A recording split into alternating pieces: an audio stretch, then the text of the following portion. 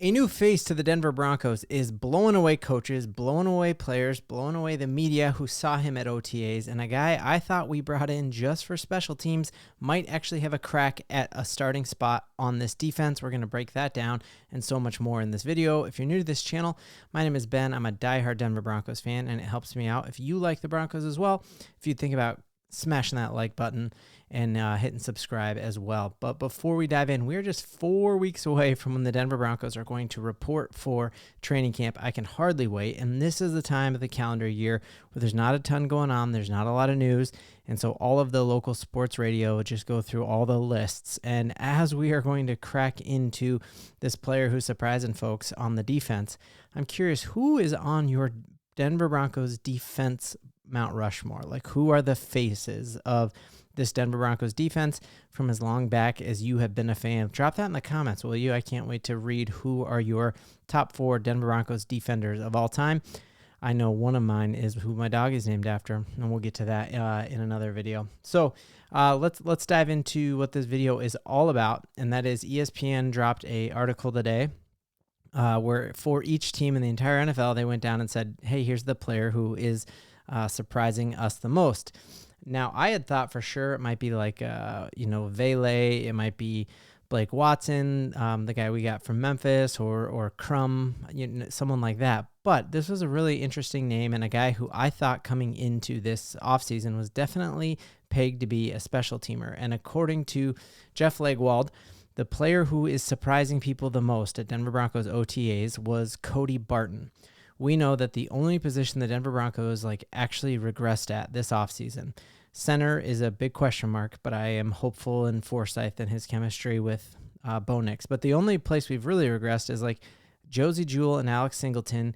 Those were the Bash brothers. They had something going on, and the chemistry that they had was incredible, and it seemed like a massive loss to lose both of those guys. And I had believed all along that that spot was reserved for Jonas Griffith, and that is why he was the first move the Denver Broncos made in the offseason. But according to Legwold here, he's coming out and saying that the guy who surprised them the most was actually Cody Barton.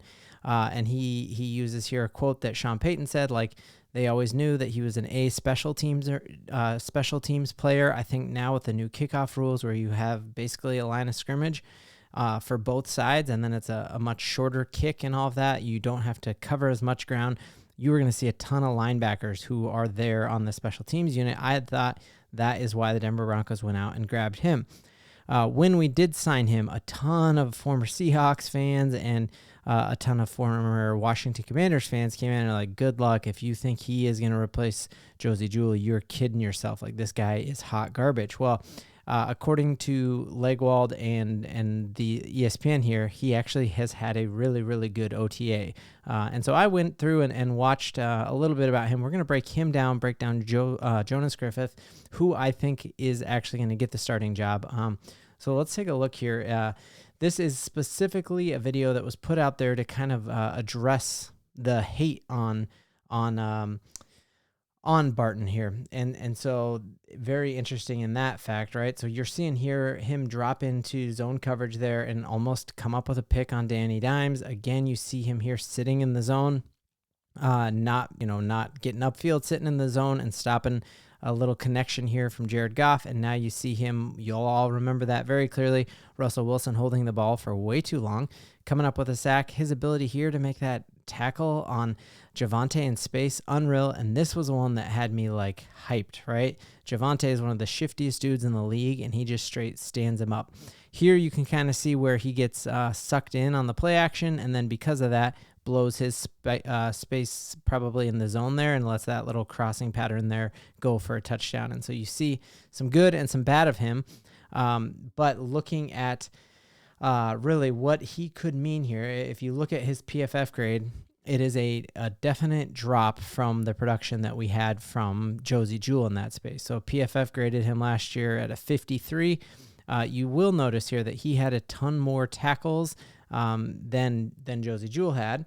So if we take a look now here at Josey Jewell, he's graded higher, had less tackles. Now, The reason, according to the Seattle fans who have hopped in the comments, the reason he had so many tackles was that he was being beat by tight ends and not breaking up the pass and then tackling dudes after that. On that little highlight reel, see him make some pretty good reads there in zone coverage and be a pretty formidable defender of the tight end position there. And just seeing what he did to the Broncos last year, I saw that he could wreak some havoc.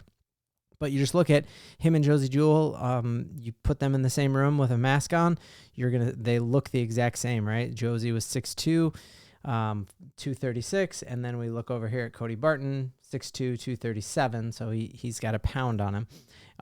And now the person who I think is going to actually crack that starting spot, who I am very, very, very hopeful for, is Jonas Griffith. So you just look at him on paper, a much, much bigger guy and actually a faster guy than Josey. He ran, I think I got it right here. He ran a 4.6 40 and Josey ran a 4.8 40. Yet Jonas has like a bunch more speed and about 20 pounds on him. Now, obviously, the big thing with Jonas Griffith is that he is coming back after multiple injuries. He was pegged to be the starting inside linebacker there before Alex Singleton actually cracked the spot. So he did get starting reps with the Denver Broncos. We're going to look at some of my favorite highlights from him and then look at how his rehab seems to be going. But if you just watch some of his tape, like this dude, eats, drinks, and sleeps football. He is in the backfield. He's a great defender. He picked off Garoppolo in a video here we're going to show in just one second. Just watching him here, he's talking about his favorite part of this whole thing of playing for the Denver Broncos, like that tunnel, that walkout tunnel, and all that hype, and then watching him here just blow up Eckler in the backfield. And another quick highlight of him I wanted to show was one of the hits he made. Here's him intercepting Jimmy Garoppolo on that travesty of that really low scoring game. Was it like 10-9 or something the Broncos won? But you see him there in coverage, staying true to his zone and making an interception there. And then the one I loved was this one here, like this hit he makes right here. And this is Josh Jacobs, who I felt like just ran roughshod over us anytime he was there. But like that's a pretty amazing hit to make in space. So you see really some great flashes from both Griffith and from Cody Barton.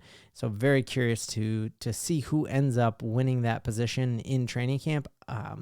The exciting thing is just seeing how hard this dude has worked, and he's documented his entire journey on YouTube and on TikTok, and like this guy is just out of his mind swole, and I think he's got the speed advantage, and he's got this is him 4 months after his ACL surgery, just doing 3 plates, and you just see that he is grinding, and he's documented his whole journey from being in crutches one day after the surgery to now when he's doing full-on sprints and doing one-legged step-ups there, and he's explosive, and from all accounts, he's like the most gym rat kind of person you can find out there, and we've talked about the fact that he was the Denver Broncos' first move of this offseason was signing him to a 1-year contract. So I think him on a 1-year contract, he's got a ton that he wants to prove. We have to show him with his shirt off, right? But just, I mean, look at him. This is 8 months post ACL surgery. This is him today. And I think this is our starting inside linebacker next to Alex Singleton. But let me know in the comments, who do you think will end up being our starting inside linebacker? And do you think we will notice a massive drop off from Josey? Or do you think we have the dogs to get this done? Do you know how impossible that thing is to do? That thing where you're doing like a reversed curl there with your quads. I could never do that. But man, I feel like he is here for it. He is going to be in the gym. He's going to know the playbook. And I think in Vance Joseph's second year, the guardrails are coming off. And I broke down yesterday that our entire new scheme is like our defensive line is going to play an aggressive attack style where they're all gas, no brakes, which is really going to mean that our linebackers need to be on point and filling in there. But I am very confident in Jonas Griffith. That is who I want to win that position, but we are going to keep our eyes out. Either way, our defense went from being a laughing stock to I think our defense is going to be a top 15 defense, and that's something we can all believe in. Can I go 2 in a row? That's 2 days in a row. Alabama.